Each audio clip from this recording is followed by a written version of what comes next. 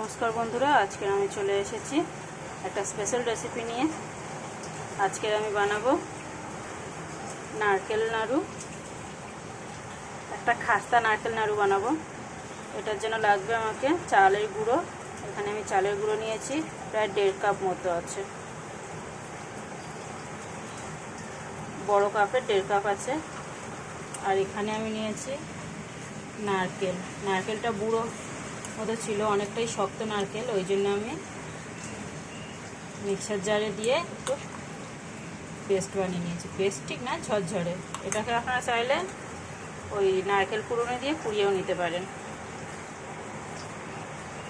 আর এতে লাগবে চিনি, দিয়ে দিচ্ছি।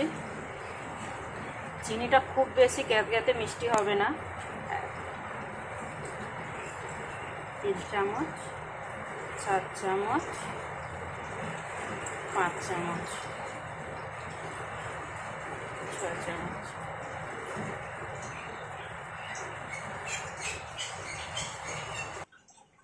এখানে দিয়ে দেবো একটুখানি নুন, খুব বেশি নুন দেব না। এখানে দিয়ে দেবো ঘি,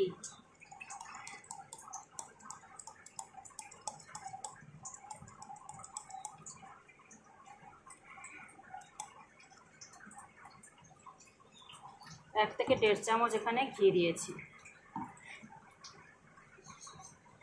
ঘিটা যেহেতু সব হয়ে আছে, মোটা হয়ে আছে, তাই বোঝা যাচ্ছে না। এখানে আমি 1.5 চামচ মতো ঘি দিয়েছি। আর এখানে নিয়েছি ওই ছোটো কাপের 1 কাপ মতো নারকেল বাটা। নারকেলটা আমি ঢেলে নেবো হাত দিয়ে। এখানে পুরো নারকেলটা আমি ঢেলে নিয়েছি। এখানে এবার এটাকে আমি সুন্দর করে মিক্স করে নেব। যেহেতু আমার এক হাতে ক্যামেরা আছে, আমি ভালো করে দেখাতে পাচ্ছি না।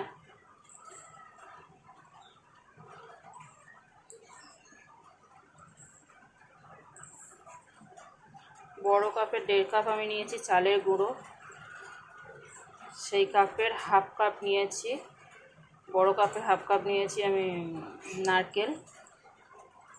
1.5 চামচ ঘি দিয়েছি, একটুখানি স্বাদ অনুযায়ী নুন দিয়েছি, আর চিনি দিয়েছি 1/2 কাপ মতো। চামচ হিসাবে 6 চামচ আমি চিনি দিয়েছি। আর চাইলে চিনিটাকে গুঁড়ো করেও দিতে পারেন, কিন্তু এখানে একটুখানটাই মানে চিনিটা খড়খড় করবে, সেরকমই থাকবে। এখন এটাকে আমি একদম উষ্ণ, মানে হাতে সহ্য করা যাবে সেরকম উষ্ণ গরম জল দিয়ে আমি এটাকে, যেরকম রুটির জন্য আঠা মাখে সেরকম করে মেখে নেবো, কিন্তু তার থেকে একটু শক্ত মাখবো। আস্তে আস্তে আমি এটা মেখে নিই, তারপরে দেখাচ্ছি।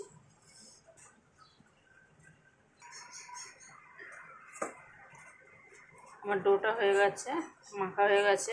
এই যে এটাকে আমি 5 মিনিট একটু ঢেকে রাখবো, তাহলে এটা যতটা আছে ততটা আরও টেনে যাবে। তবে আমার পুরোপুরি মাখা কমপ্লিট। এখন আমি আসছি।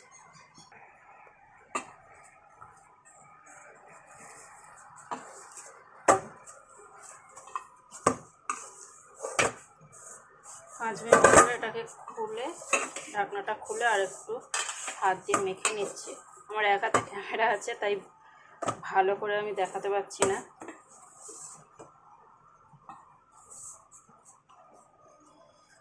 এটাকে আমি এবার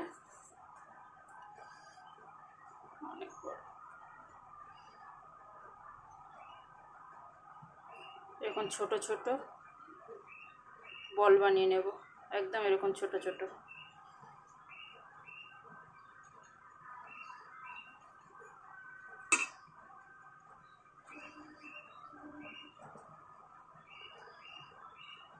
এক হাতে করলে অনেকটাই সময় লাগবে, তো আমি 2 হাতে এটা করে নেব। সবগুলো বল পাকিয়ে নিই, নাড়ুগুলো করে নিই, তারপর দেখাচ্ছি।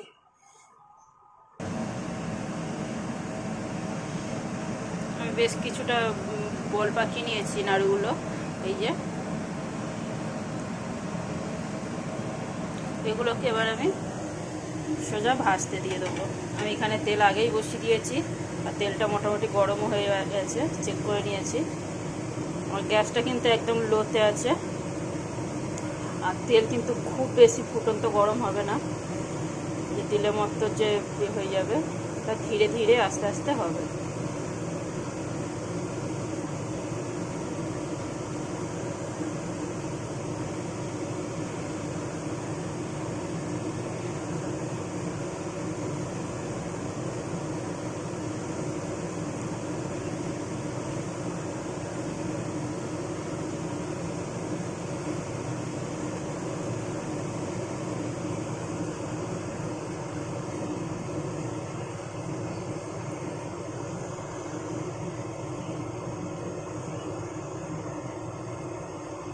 আমি এগুলো একদম ডিপ ফ্রাই করছি, এগুলো ডিপ ফ্রাই হবে, নয়তো মচমচে হবে না।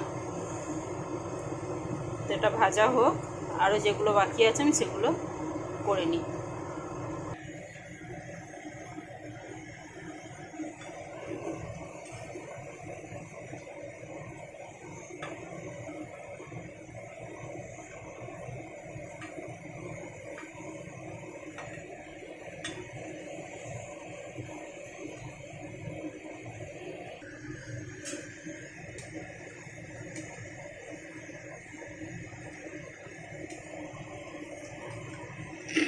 এটা অনেকটাই ভাজা হয়ে গেছে নাড়ুগুলো, আরও একটু লাল হবে, তারপরে আমি এটাকে নামাবো। অনেকটাই হয়ে গেছে, আমি আরেকটু লাল করে তারপরে নামাচ্ছি। নাড়ুগুলো পুরোপুরি হয়ে গেছে, আমি এবার এগুলোকে তুলে নেব।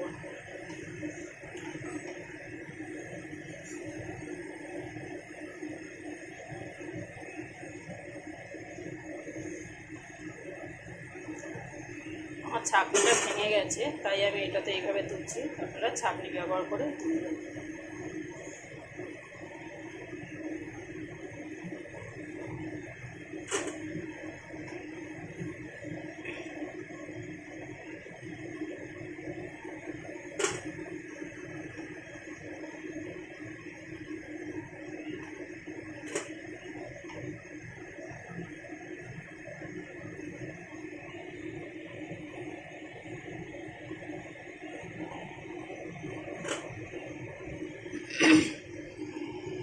এই দেখুন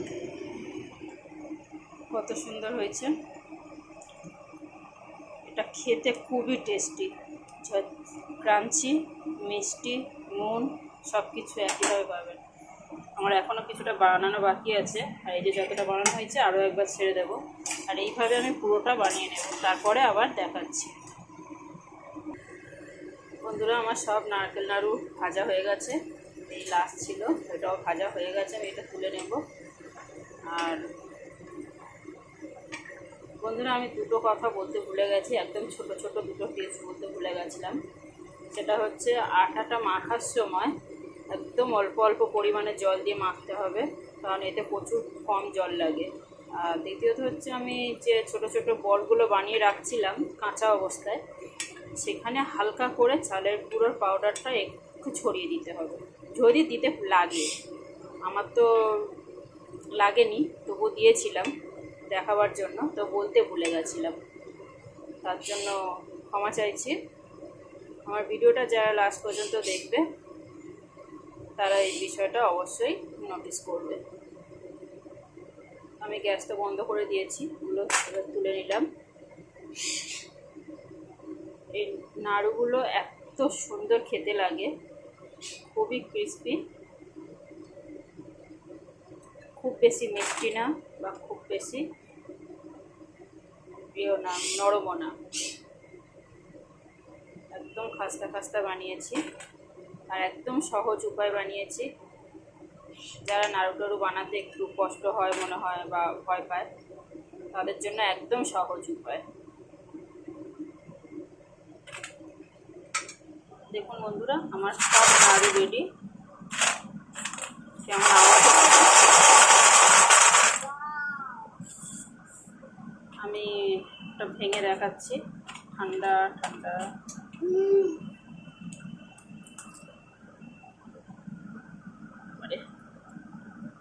এই দেখুন কত সুন্দর,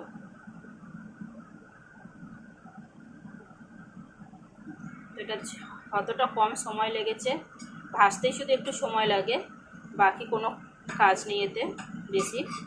এটা কিন্তু খেতে অতিরিক্ত সুন্দর লাগে খেতে। আপনারা একবার অবশ্যই ট্রাই করবেন ঘরে। আর আমার ভিডিওটা ভালো লাগলে অবশ্যই লাইক কমেন্ট শেয়ার দেবেন। আর আমার ভিডিওটা দেখার জন্য অনেক অনেক ধন্যবাদ বন্ধুরা। আমার চ্যানেলটাকে সাবস্ক্রাইব করে আমার পাশে থাকবেন। ধন্যবাদ বন্ধুরা, টাটা।